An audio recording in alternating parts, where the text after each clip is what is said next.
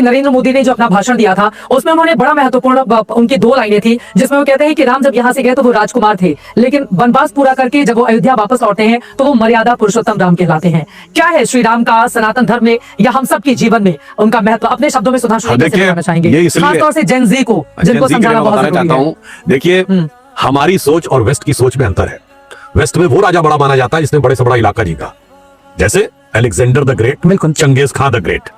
हमारे यहाँ वो राजा बड़ा नहीं माना जाता, इसने बड़ा जिसने बड़े से बड़ा त्याग किया और जिसने हृदय की गहराइयों तक जाकर लोगों को प्रभावित किया। इसलिए हमारे यहाँ राजा राम और राजा हरिश्चंद्र आधार हैं, दोनों त्याग करने वाले। तो भगवान राम ने क्या दिखाया, मैं चैलेंज करके कहता हूं, तुम्हें कहानी दिखाओ ऐसी जिसमें यह कहा गया हो कि पिता के एक वचन के लिए, सिर्फ एक वचन के लिए, और जो वचन सही है गलत इसमें नहीं, पिता ने वचन दिया मेरा राज्याभिषेक होने आ रहा तो मैंने छोड़ दिया और मैं चल दिया। बिल्कुल पहली चीज, ये उदाहरण कहीं नहीं मिलेगा, इस पे हमें गर्व होना चाहिए।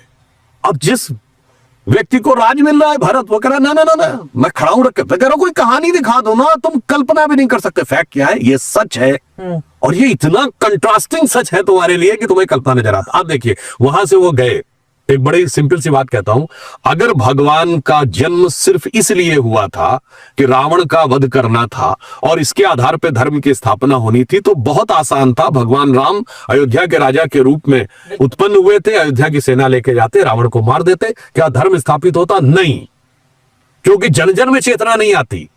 लोगों को लगता भाई आप राजा थे, आप बहुत पावर थी, आपने कर दिया। बिल्कुल, जब राजा राम वनवासी राम बनते हैं, एकदम साधारण व्यक्ति, फिर निषाद राज, फिर माता शबरी, फिर सुग्रीव, फिर बानर, रीछ, भालू, सबको एकत्र करते हैं। अर्थात गिरकंदराओं में रहने वाले लोग, जो समाज में सबसे अंतिम सीढ़ी पर खड़े हुए लोग, सबको एकत्र करके उस समय की विश्व की सबसे बड़ी शक्ति को जब परास्त करते हैं, और उसके साथ भगवान राम का राज्याभिषेक पहले नहीं हुआ, सबसे अंत में हुआ।